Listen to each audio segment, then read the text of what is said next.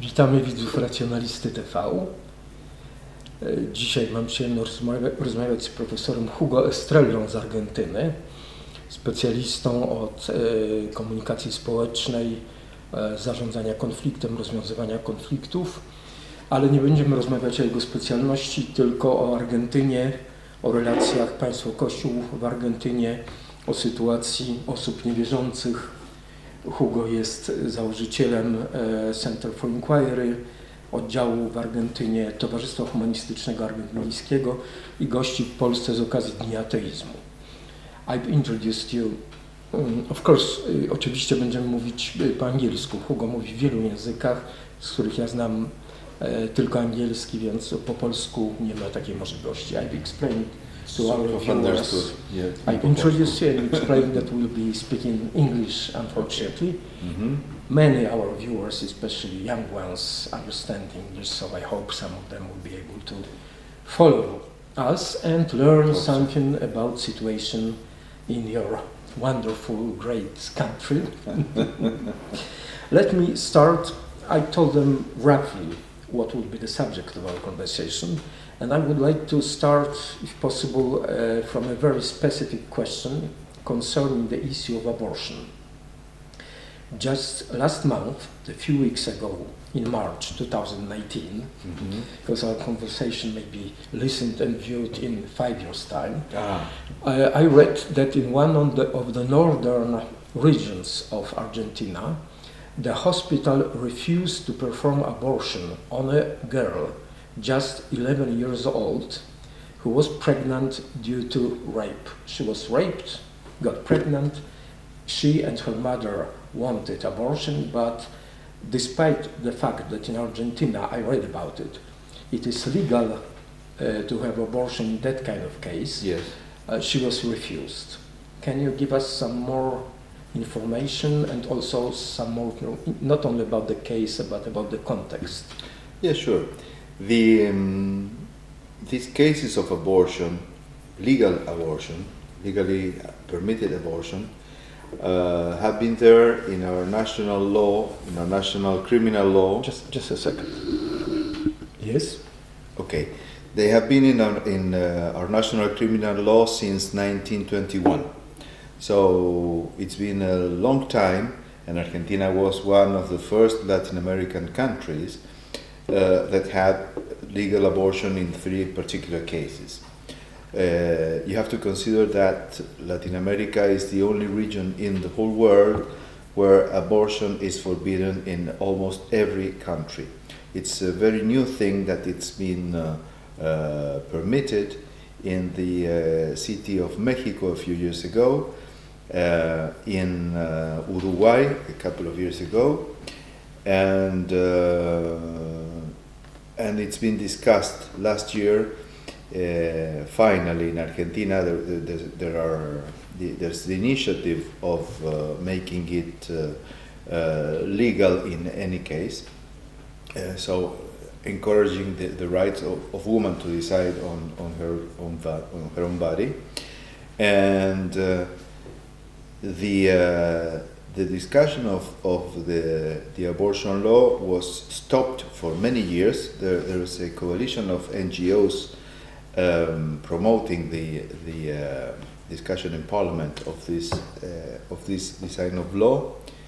The coalition was formed in 2005, and our organization is one of the founding members of the coalition for legal and free abortion. And it's also connected with sexual education and with the provision of contraceptives, because we understand that abortion is the final part of a whole chain of things that don't work, namely education first, and secondly the prevention. So it's one of the laws that are still to be discussed. Last year was finally authorized the discussion of the law, and it was put in the agenda of the parliament by President Macri, and it was passed. I will not disturb you often, but You don't disturb occasionally. me. Interrupt me. Ask me whatever. Who, as far as I know, as I have learned recently, is a very conservative politician. No, Macri, no? he's not a very conservative According to American politician. press, he is. Washington Post, New York Times. No, he is conservative, but he is in between conservative and liberal. Is what we in Europe would call Tusk in Poland, I see. or I see. or Macron in France. I understand. Okay. he's not like the one in Brazil. You probably No, I did not. because Bolsonaro is I call him a fascist. Yes, Of course. or he would like to be fascist. Anyway, the case of President Macri allowing and encouraging the discussion of the abortion law in Parliament led to a huge mobilization in Argentina, and we have two houses in Parliament as the American system. One is In Poland, you have the same in Poland. I don't know if you have a federal system like we have or you don't, because that's connected to the federal way of organizing the country. So the lower house, or the house, is elected by the people, and they represents the people, and the upper house of the Senate represents the states, so, or provinces. So provided that the half of our states are very conservative and the Catholic Church is very powerful there, because of the politicians, not because of the people. Although there is it's the part of the country where there is more ignorance and it's more rural, so it hasn't gone through a real process of modernization.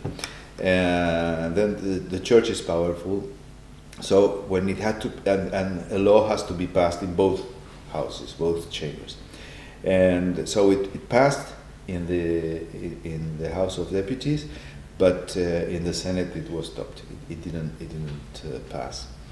The interesting thing was that it was finally allowed to be discussed. That the level of argumentation was very high. In the beginning, many people, especially the pro-life people, said that it was going to be nonsense and it's going to be a confrontation, that it was alien to the real problems of the nation, blah blah blah, the usual thing.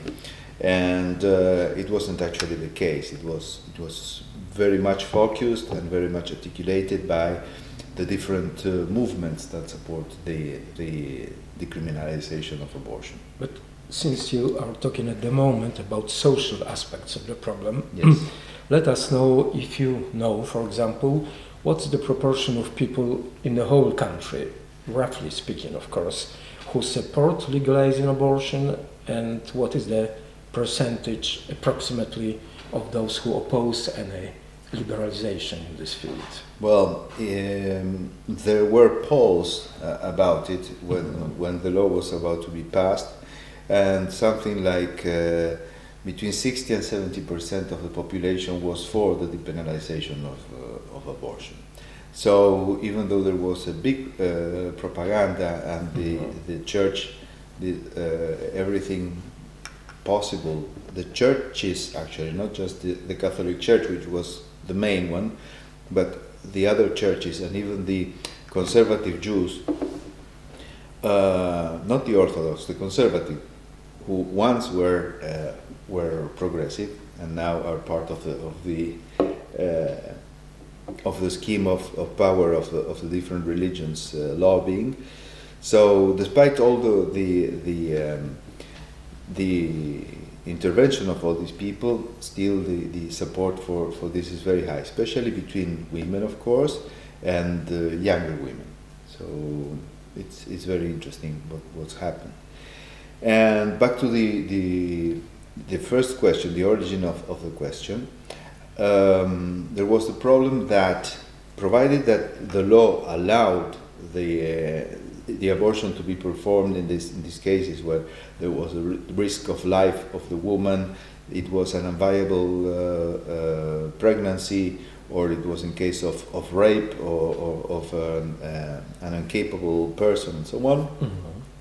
So it's exactly the same as in Poland. Well, the problem was that due to the lobby of the Catholics and the pro-life movement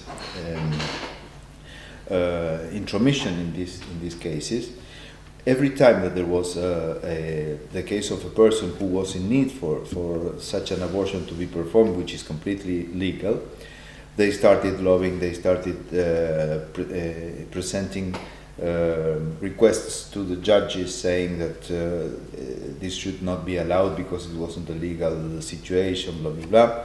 They were threatening legally the doctors who were to perform it. Then there were the doctors... Threatening with what? Threatening them with denouncing them for criminal acts and sending them to prison and so on. Real tough environment. So the usual situation was that even if it was allowed, there was the time passing when the doctors were afraid of acting, so they went to the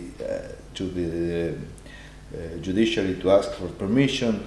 It depends on the judge that you appeal to, whether they are conservative or they are progressive, the time it took, and sometimes when the judges spoke, it was already too late to perform the abortion.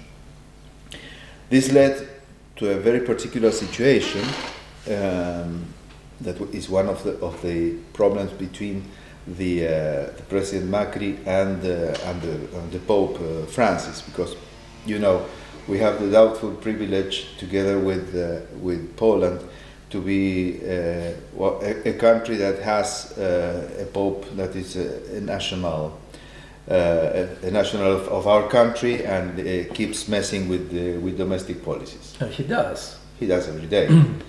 He does every day. Oh, it's very interesting. I've never heard about it. Yeah, we will talk about that if you want. So when he wasn't yet the Pope, but the National Supreme Court ruled that the judges were not meant to issue an opinion in the case of legal abortion, because it was wasting time, it was wasting the time of the judges, it wasn't necessary. So they requested that every province and the city of Buenos Aires, which is considered a province as well in our federal system, should issue a protocol for the actualization for acting in these cases. Mm-hmm. So judges were not supposed to enter anymore into the argument, and each district had to have its own protocol of application of the legal abortion. Well, the case is that at the time Bergoglio was the head of the church in Argentina, and Macri was the mayor of the city of Buenos Aires. So the first district that passed this protocol was the city of Buenos Aires, which happens to be the most liberal district of the country, like probably Warsaw is in Poland. It's where the most educated people are, where it's the heart of the economy and so on. So it's really the most progressive district. And so this led to a confrontation between the then Cardinal Bergoglio and Mayor Macri at the time. It was the same time that were civil unions being discussed, and the first district that passed the regulation for civil unions for same-sex couples was the city of Buenos Aires, under Macri. I see. And it is so at the moment, since I don't know exactly when, the civil unions for gay couples are permitted. No, now we have something more. Now we have marriage. Ah, great. Because But only in Buenos Aires No, district or this wa- all this over was the country? Buenos Aires was the first district to pass civil unions. First, we didn't have even civil unions. We only have marriage between man and woman, Like we have in Poland. and we didn't even have divorce until 1986, when then President Alfonsín, the one who really made the democratic change in Argentina after the dictatorship, had the law passed on divorce. So during this time, until the 2004, 2005, there was no chance of civil union, and then some districts started this register for civil unions, and the first one to legalize it was the city of Buenos Aires with Macri. Again, a big problem, a big scandal with Bergoglio. And So Bergoglio was expressly against Of course. progress in this field. Yes. I'm making it clear because now, especially from Polish perspective, Bergoglio is seen as a very progressive and liberal pope, incomparably more progressive than our pope, let's say, some time ago. So that's why I'm making it absolutely clear. Well, it's a mistake that many people make. That's why I started to write a book, which I never ended, on Bergoglio, on the real Bergoglio, because as a populist he learned the way to be seen as something that he is not. So it's like That's a question, perhaps you may perhaps saw it on TV or either in Argentina or in Italy, that just a few weeks ago he was visited by a few people from Poland. Some of them were still actual victims of pedophile priests, and some others were politicians who support them. And Bergoglio kissed the hand of the man who is the victim of this pedophile abuse. And that's really very, very sort of brave and let's call it proper behavior by a priest to say sorry in this symbolic way. I would never do it myself, probably. So are you claiming that even in this particular act of showing that he is sorry about what's happening still in the church with sexual abuses of all sorts, actually, not only pedophilia, are you saying that this is also a play on a theater, that he is not like this, despite the fact that he kissed the hand of this Polish man? Of course, I'm not saying it, I can demonstrate it. And the problem is that the guy is such a fine politician that he knows how to act or how to demonstrate something which he really is not going to pursue. The case of child abuse, what's the problem for the church? The main problem is not the health of children, what is going to happen with them if they have to get rid of pedophile priests and so on and so forth. No, the problem is that all these scandals have costed the church $3 billion so far. In Argentina or no, in the whole world. In Argentina, like in Poland, I think that it's a bit more difficult to bring the church to court and to have them punished with paying a fine or paying to the people who have been the victims. A few months ago, one of the Polish courts gave a verdict in which he, I think it was a judge, who granted 1 million Polish zlotys fine from one of the not monasteries, but one of the units of the church. And the church is still trying they paid this money, 1 million zlotys. In Poland, it's really huge amount of money.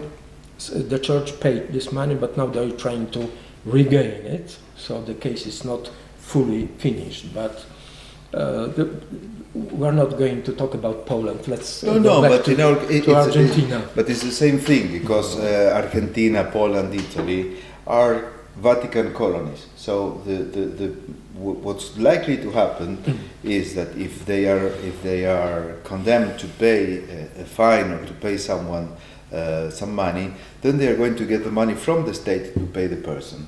They never.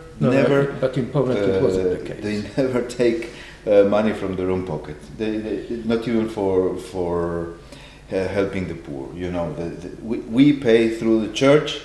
They are playing the nice role of giving the money, making social assistance with public money. Mm-hmm. So that's they never lose. And so the problem is that this child abuse or sexual abuse in the church exploded during the time of the former Pope of the German, Benedict XVI. So he was unable to cope with the situation. The Vatican Bank again was in trouble, and you know, the Vatican Bank is the bank that manages the mafia money. So it's still one of the offshore banks, despite the promises that they've repeatedly made that they were going to change the situation. They haven't. It's still a money laundering organization, and if they have to take funds from there, they would get again in trouble with mafia, like it happened in the 70s, which costed the life of one pope, and the arrival of Wojtyła there, and all this management of CIA money to get involved in the Cold War and so on and so forth. But anyway, the problem is money. Excuse me, I will say one thing. I will tell Polish viewers one information. If you want, perhaps in Polish, jeśli Państwo chcą coś więcej na ten temat się dowiedzieć, to polecam e-book, który sprzedaję w internecie, książkę amerykańskiego autora i byłego doradcy FBI, Paula Williamsa, pod tytułem Watykan zdemaskowany, gdzie jest mowa między innymi, szczegółowo jest omówiony ten problem, który Hugo właśnie wspomniał. I recommend one book where they can read about the things you have just said. Okay, so the problem is that Bergoglio doesn't know how to manage the situation. The Pope Benedict couldn't manage it, so he resigned and he passed it to. They looked for a political solution for that, asking for someone coming from abroad, like they did with Wojtyła. And what he has been doing is managing the money that the 21st century socialism in Latin America have been stealing or mismanaging during the years since 2000 and on. So they are the bank now of all the money that's missing in Venezuela, in Argentina, and everywhere. And with that, they are trying to cover the part of the money that they are losing with the trials. You have to take into consideration that the United States, which is the main country where they are being condemned, means 70% of the cash flow of the whole church. So they are starting to sell monasteries and churches and hospitals and schools in order to pay for this. Mm-hmm. Why do I say it's hypocritical? You know, Bergoglio established a commission to deal with child abuse. Everybody in that commission, except for the ones that respond to Bergoglio, remained. The others resigned. And even denounced that they had been used to offer a clean face for the church. Well, they actually did nothing. They were unable to investigate or to recommend or to do anything with the cases of child abuse. Actually, in Argentina today there are 62 priests that are either condemned or processed for child abuse. One of the latest cases, which is terrible, is the Provolo case, which is an institution of the church for deaf children. And they were not just raping the children, but they were torturing them, and it's been a terrible case. There are 3 priests and 1 nun that are now in prison, and this case proved that the Provolo, which is a congregation of the church that is spread in different countries. Can you pronounce the name of it more clearly? Provolo. Provolo. Like provolone, like the cheese, Provolo, but Provolo is the name of one, I don't know if it's a saint or some church person. Still, this Provolo chain of houses or schools for deaf children was a center for child abuse and for the most sadistic way of treating children. They were, of course, using it as the rat's route after the war, to move one priest from one place to the next in order to make them escape justice. When this case became a scandal, and it's in the city where I live, so I know it very well. And Mendoza. I know some of the lawyers that are defending the victims of the case. Mm-hmm. The Pope sent a commission, 3 people, to help with the investigation of the case, and they had meetings with the judges. They had meetings with the priests, and they never wanted to speak with the representatives of the victims. They never wanted to speak with the lawyers of the victims, and their only concern was if they had enough toilet paper for the priests that were in prison, and if they were fed fairly well or not, because these poor people are old and they need to be taken care of, and so on. Mm-hmm. So it's been really outrageous the way that the church has behaved in this case. Can you give us some time context to this story? This all started some 2.5 years ago, because the vice governor of the state went to visit this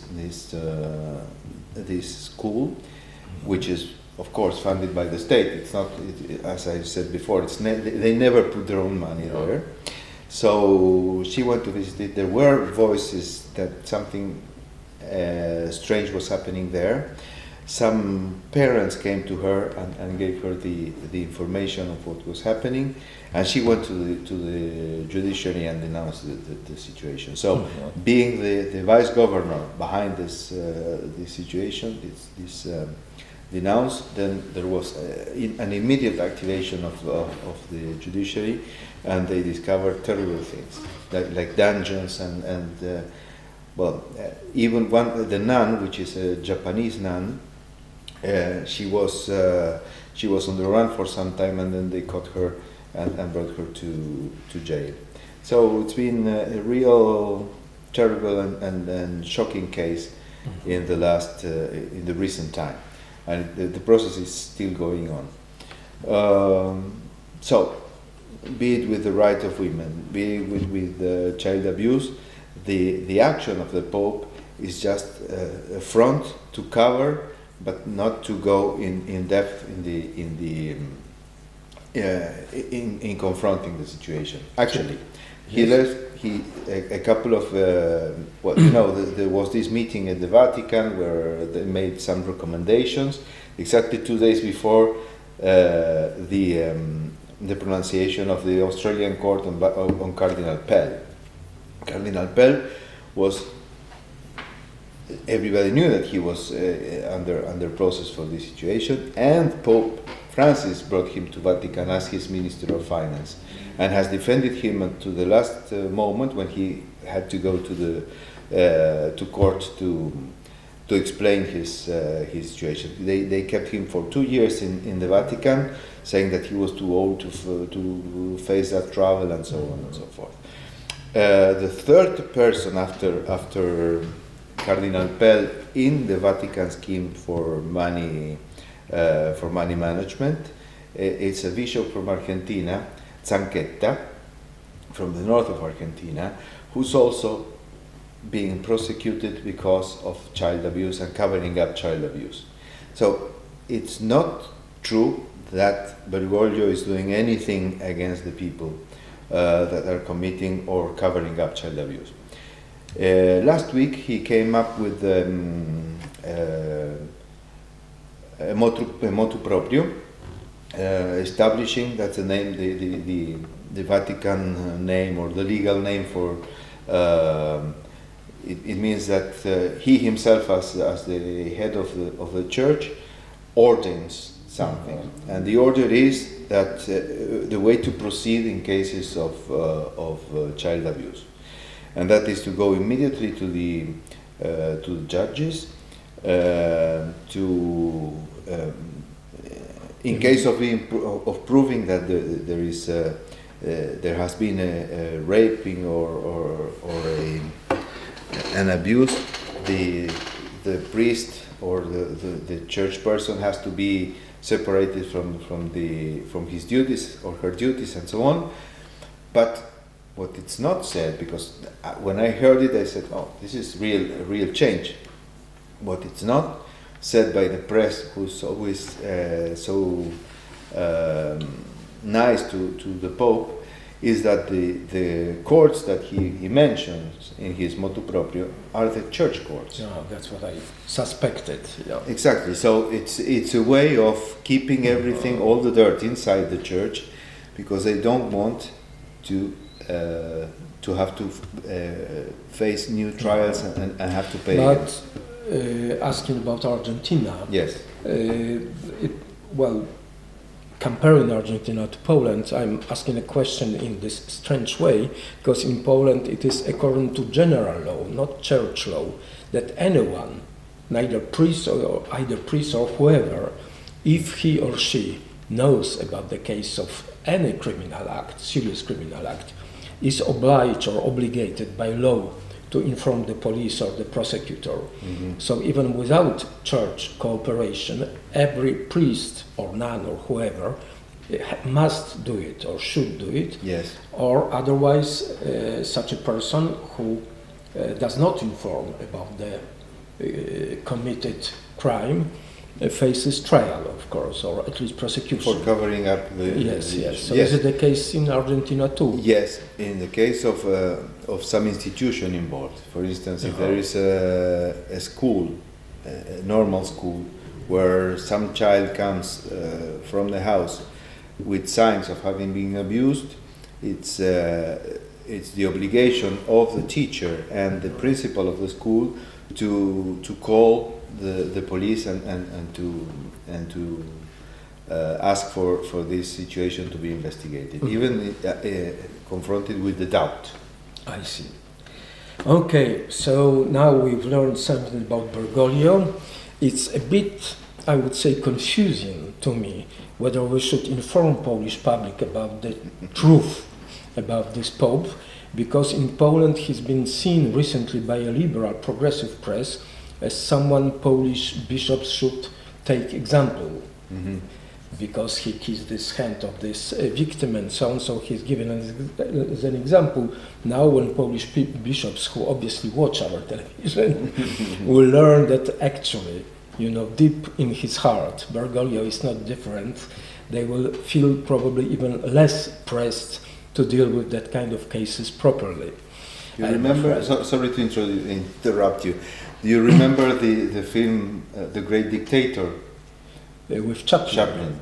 No, I can't say I remember. I remember some pictures only. But with the case of kissing the hand of a person, reminds me a scene in The Great Dictator where he's, I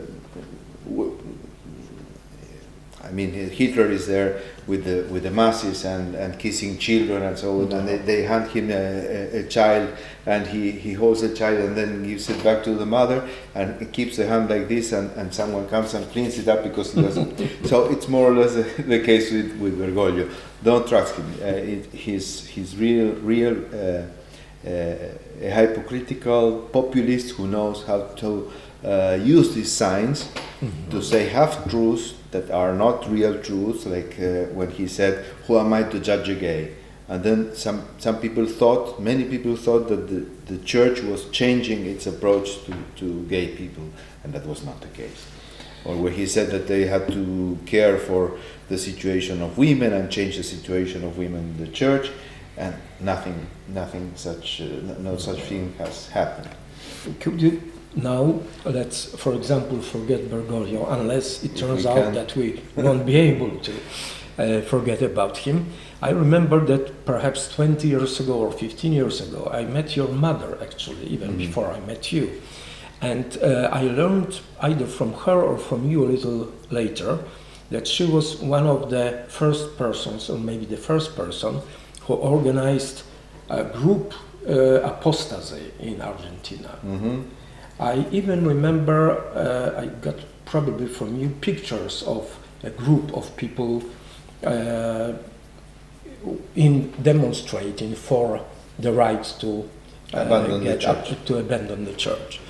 Can you tell us what's the situation in this field at the moment? Well, so far that was like 20 years ago. There was this huge movement for apostasy, not in my name and so on, and it was important because the church keeps claiming that they represent 80%, 90% of the population. So the key was to say, well, I was baptized against my will.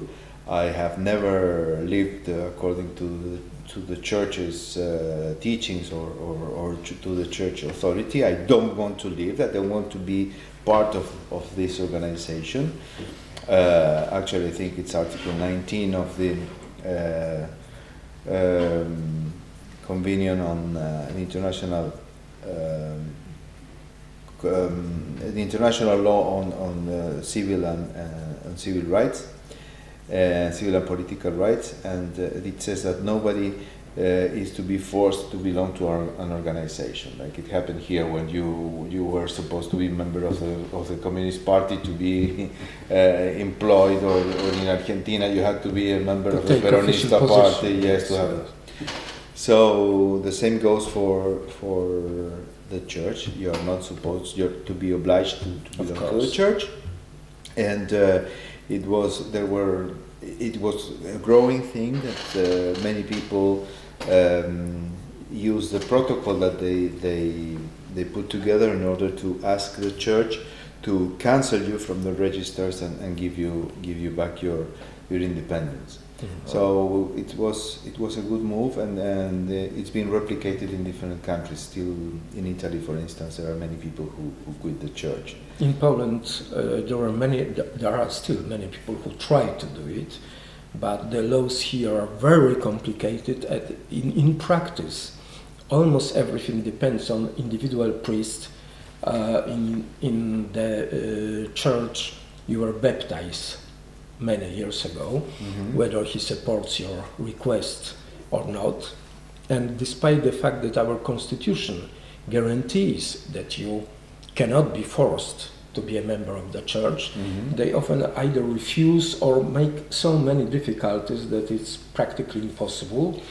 So it has become a little less popular than it used to be some 5 years ago. It was really popular in Poland. But is it a practice, or is it tried by many people in Argentina to be sort of, I don't know how to say it in English.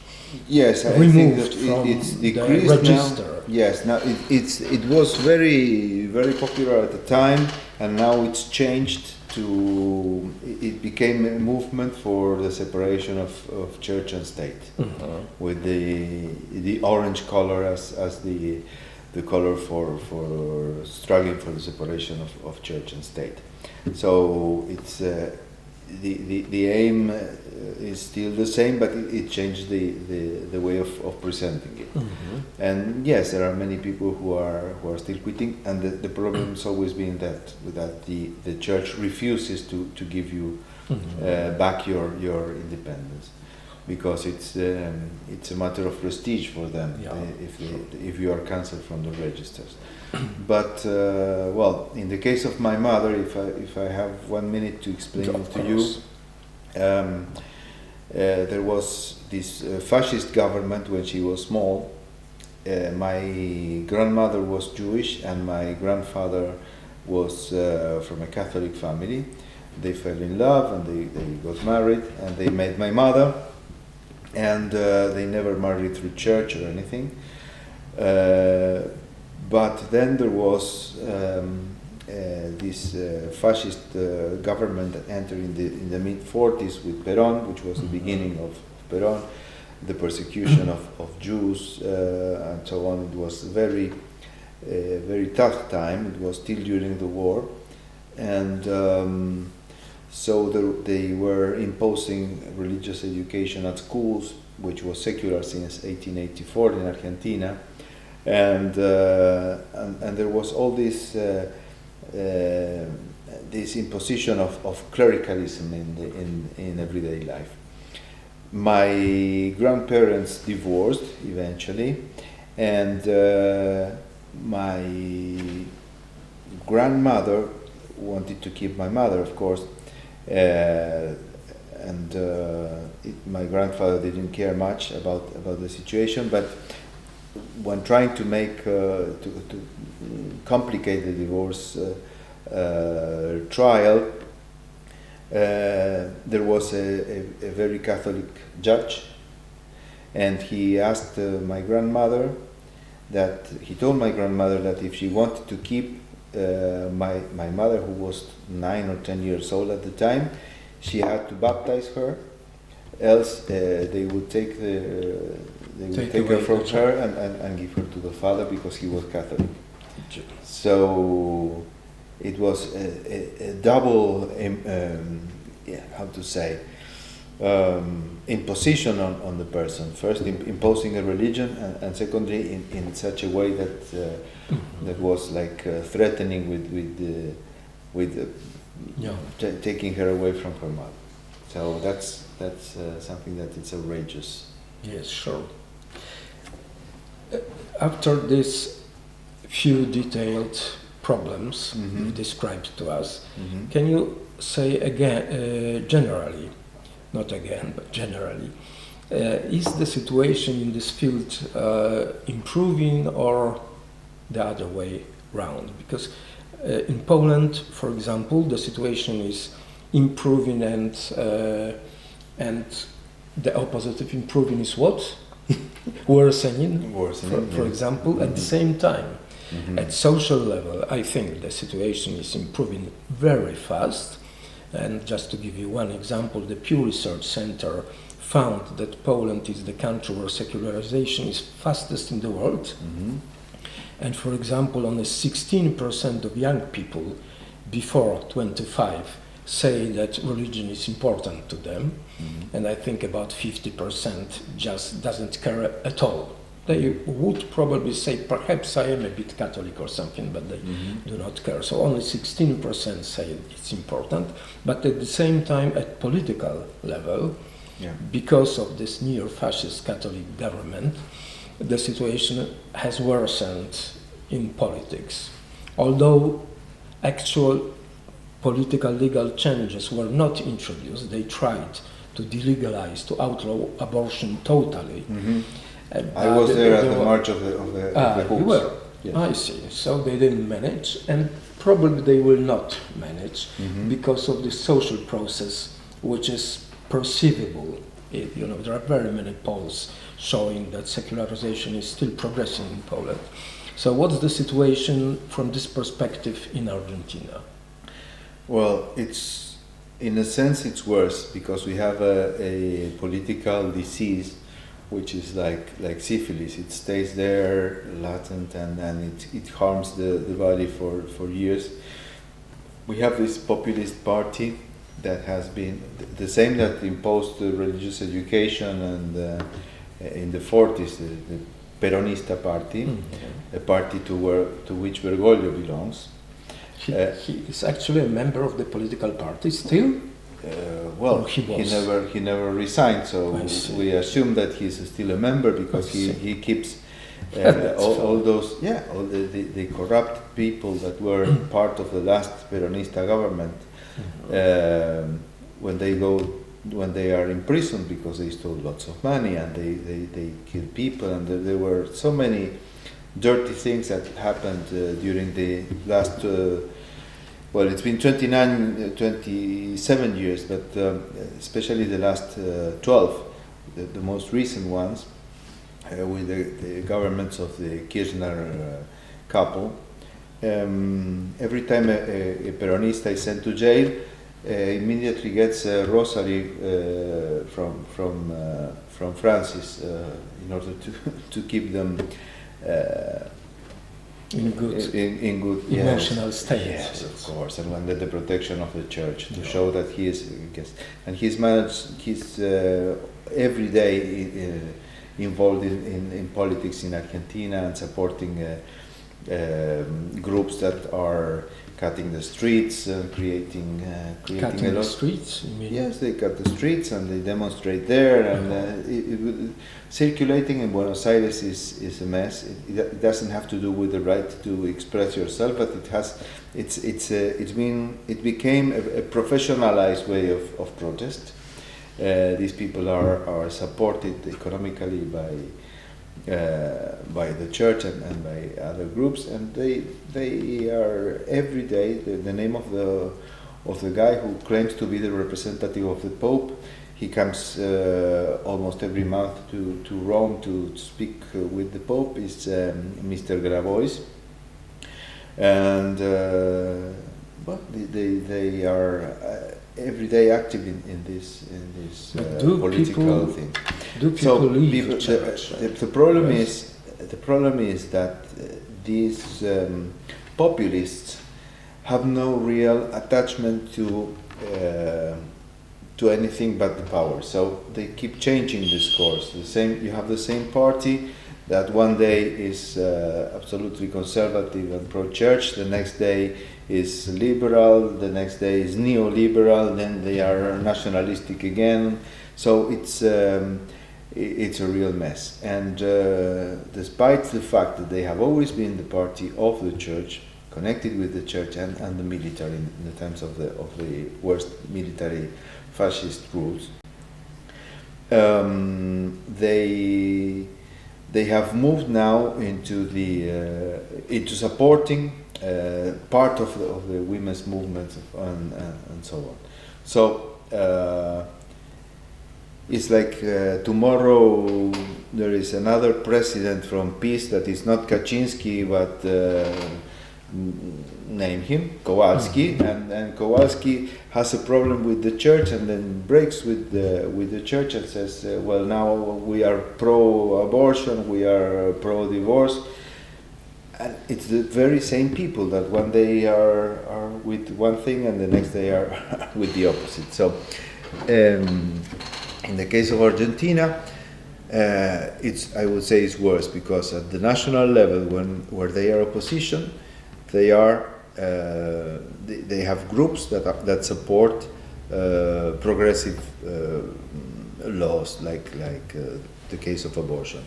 But at the local level, where they are still ruling, or at the state level, like in the states of the north, which are all Peronista,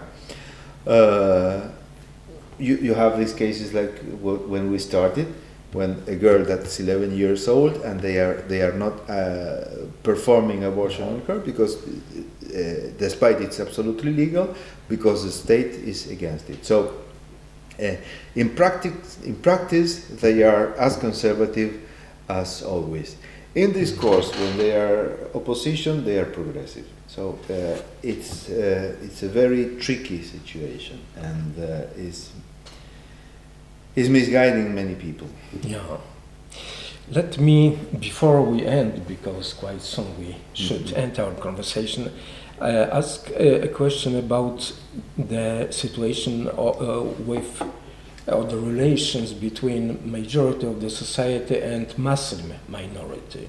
Because to many Polish people, especially our viewers, the problem of Islamist terrorism and, generally speaking, some actual but also imagined Islamic threat is probably the most important issue and is probably the most often discussed on our TV.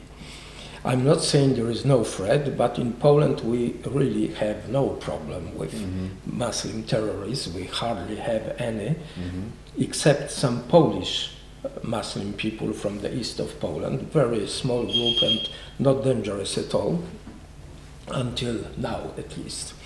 But the situation in Argentina seems to be very interesting in this field for many reasons. I won't give the whole story, but one of them was the fact that your former president Menem was of Islamic family, and he turned into Christianity at a certain moment to become the president of the country. But it played some role in constructing a general picture of the relations between Muslim people and general public.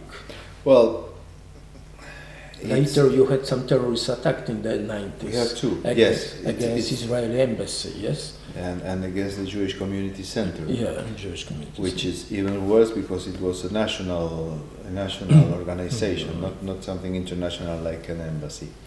It was in 1992 and in 1994 that we had this problem. But let me put it this way. Argentina was, together with the United States, one of the two countries of the world that were more open to immigration at the times of people escaping hunger in Europe or escaping wars, Europe and all the world. And Argentina was even better than the States because we didn't have any ghettos.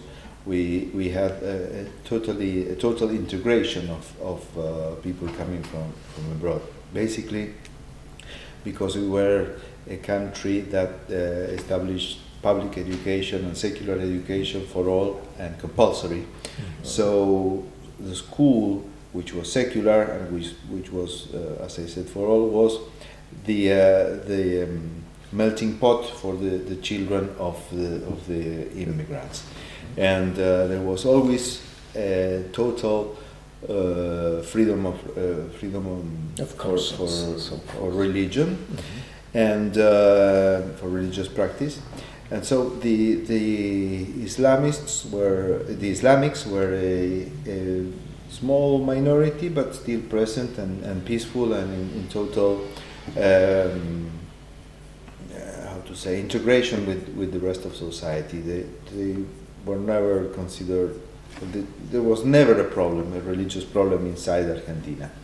The problem was political and economical, because Mr. Menem, who was from the same party and the same group of Cardinal Bergoglio, he was the one who, Bergoglio was, and excuse me that I speak about him again, he was punished because he during dictatorship he was very, very close to the dictator, to the perpetrators of state terrorism and torture.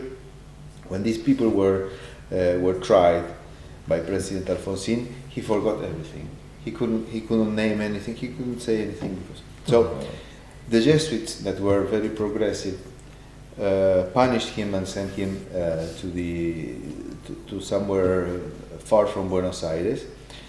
And when President Menem entered office and the church adapted to the situation and were supporting President Menem, the most conservative church, he was rescued from this situation and brought to Buenos Aires as the second of the cardinal in Buenos Aires.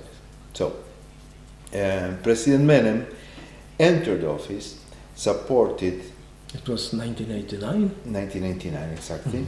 He was supported by the Syrian mafia.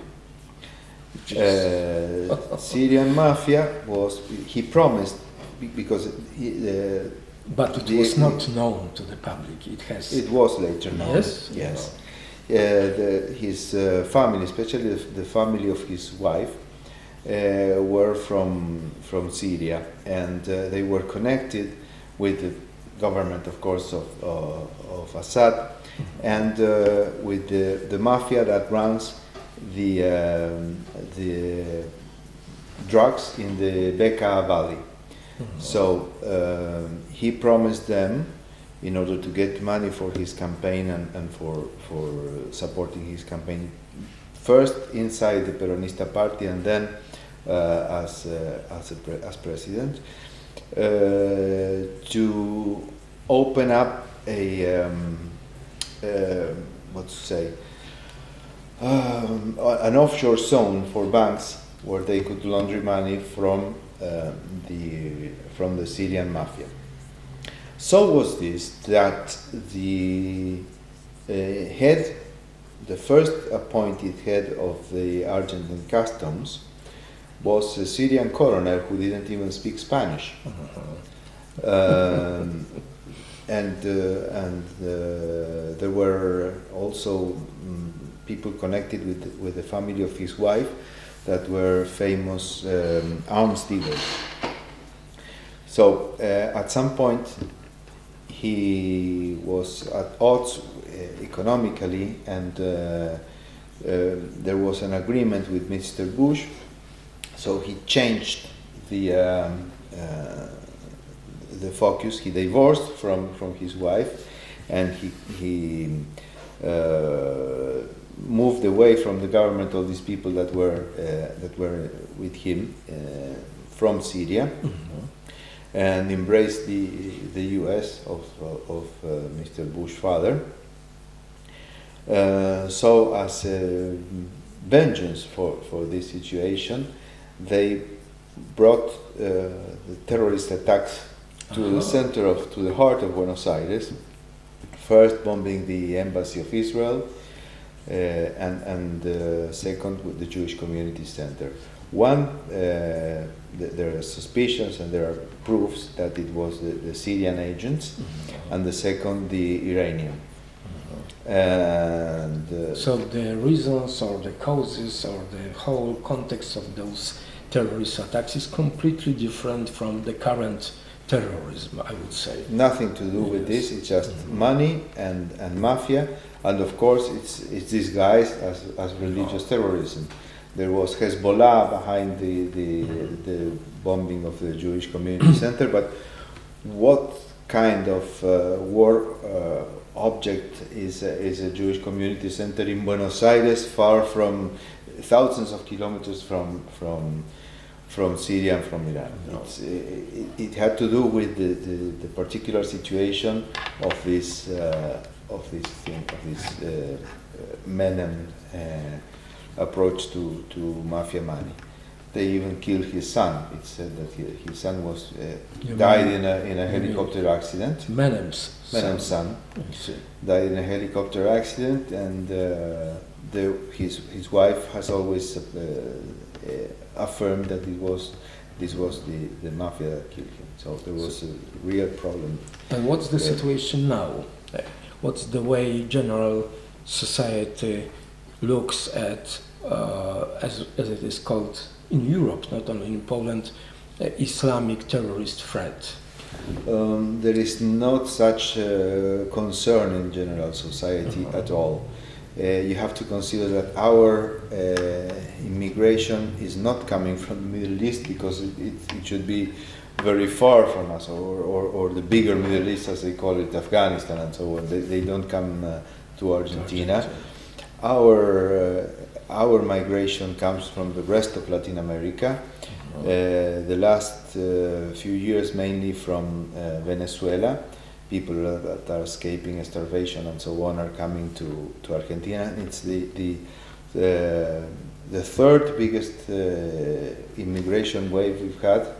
The first is Spanish, the second Italian, and the third is Venezuelan. This big is the quantity of people coming from there.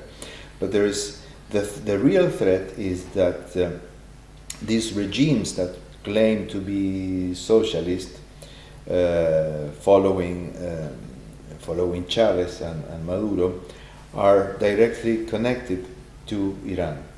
So there are training camps of Hezbollah and the Iranians in Venezuela, and there is a wave of migration from Iran to Venezuela, but for training them as fighters, and they have their families and so on. It's a very strange thing. Yes. And it's still is not being, how to say, active, but it's being kept under close control, especially by the United States and people who are concerned for the presence of these people. If there. this Islamist threat is not a matter of concern in Argentina, why have you written this article titled "Why I Am an Islamophobe"? I tried to read it, but it turned out that you need to pay to read the article. Only few 4 or 5 lines on the website of this Przegląd Ateistyczny are available for free. And since I am very poor, I decided not to pay. I hope, and this is going to be the last question, that you will give us roughly the idea, why do you consider yourself an Islamophobe? Well, this was this came from a speech I gave when we formed the International Free Thoughts Association in 2011, I think it was, in Oslo. And the key was that I had been a representative of the Center for Inquiry of the Council for Secular Humanism, at the UN Human Rights Council. And there was this tremendous presence of Islamic countries there, and there was a sort of a sacred cow that religion was not to be criticized, that Islam is not to be connected at all with terrorism and so on and so forth. And there is this imposition of trying to avoid that someone says that the emperor is naked. Yeah. So my point, and that's what I said in 2011, is that as we have been there before, because Islam is the newest monotheistic religion, so they are 400 years later than the rest. We have suffered what these other people have suffered, what people that are subject to Islamic law in Islamic countries. We had it 200 years ago that the Pope was cutting the heads of the liberals, and the Vatican Council first, and the syllabus of modern errors are law still in the church, condemning republicanism, condemning democracy, condemning everything that has to do with enlightenment and with personal freedom. So my point was, well, I am Islamophobe, as I am Cathophobe, as I am Orthodox Jewphobe, as I am a phobe. I have a phobia against everything that has to do with our personal freedom and with our equality, and with everything that attacks the principles of the French Revolution that made us a modern society, a tolerant society, and so on. So that's the point. And there is this. As a psychologist, I will tell you that phobia, at least in psychology, is a kind of disgust or fear or something like that, negative attitude and negative emotions which are not adequate, which are not relevant. So that's why I don't use this term to me, although I am probably as critical to everything you have mentioned as you are, except that I find it justified, my negative attitude to all these religions and other forms of irrational hatred, like fascism, for example, which does not necessarily have to be religious. So why do you use the word phobia? I know I didn't coin the For term. fun? I didn't coin the term. The problem is that this was coined by people who pretend to have Islamic communities above the reach of our laws. Yeah. And so we have to, if we don't admit that they have the right to cover women, to force them to marry with someone they don't want, to have their children segregated from the rest of society, to establish Sharia laws in communities and so on.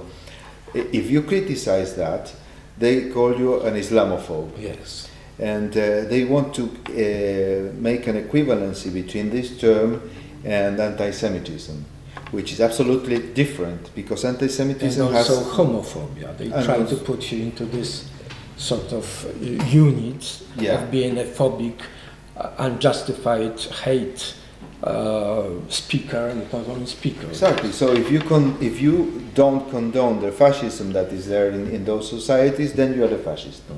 So that's why I use their own term to say, yes, I am Islamophobe. And the other point is this one. Anti-Semitism has to do with people, and Islam has to do with a choice, because you don't choose to be Jewish or not to be Jewish. It's like saying black phobia. You are born black, you are born Jewish, you are born blonde. Of course. You are born. So it's putting in equality what it's not equal. Although it doesn't equal, because you should be free to belong to a religion, or you don't. If you are born in Islamic countries like Iran or Pakistan, especially in those most religious areas, not necessarily in largest towns, Tehran, for example, in the home. Brunei now. Or Brunei now, of course. The pressure of religion is so strong that it's almost as in the case of black people who are born black. So it's a matter of another discussion, or for another discussion, because there are many details, subtleties. Yes. And I understand, of course, yes, but your approach. Let me finish something more. Okay. The racism that these people, because most people that come to the West or to Europe are escaping what's happening inside those regimes, are escaping from being forced into marriages that they don't want to enter, or forced to live in a particular situations, forced to accept the authoritarianism of those regimes and so on. Mm-hmm. So they come to Europe, and instead of seeing a person, the normal European ignorant person that faces these people who arrive to our shores. Now I'm speaking as a European. Italian. Yes. They arrive to our shores, and instead of seeing a person who's escaping from that and from the inequalities of that society that has to be cared for and has to be incorporated into our modern societies and liberal societies, we see an Islamic. And instead of trying to explain them that there is nothing wrong with eating what is not halal, or with respecting women and with women wearing shorts and so on and so forth, we are putting them in a ghetto and forcing them into the same power relation which they were escaping from. So this is something, and this culturalism, so-called culturalism, is a betrayal of our left-wing people, because they are prone to believe or to buy this culturalist discourse. So the ones that should be the first to fight for equality and integration of these people are the ones that are forcing them into new ghettos. And that's a real problem, because they are so Marxist that they never read Marx, and they don't understand that what's happening inside Islamic communities, it's a power relationship. And so they are giving power to the powerful and still making less powerful the one that is powerless. especially Well, women? this might be the beginning of very interesting discussion. So maybe next time, because I was in touch with people in Sweden, Norway, of the left liberal scene, let's say, who refused, for example, to help women who were born in Islamic families in Sweden, and they met Swedish or Norwegian boy they wanted to marry, or at least has him as a boyfriend, but obviously they were not only criticized by the families but also threatened by their families for dishonoring the family. And for example, Swedish humanists refused to give them any help because they claimed that this is the way the families react, those threats and so on, were culturally justified, and they did not take into account the individual rights of these women, but only the rights of cultures or subcultures, which is ridiculous from humanist liberal and leftist liberal point of view. And human rights point of view. Yes, but all these labels I used is about human rights. Yeah, I had students. But still, I would discuss with you this particular problem with pleasure in detail next hour, if it was possible. Now, unfortunately, for technical reasons, we must stop. Thank you very much. Thank you. Just the last sentence.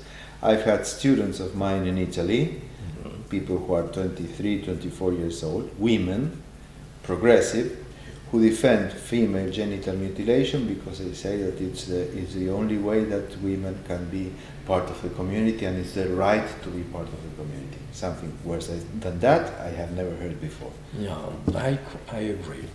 So, well, thank you very much. It's my pleasure and my honor to be with Come back to Rationalist Poland TV. soon and we'll continue our conversation. Thank you. Okay? Thank you. Dziękujemy bardzo.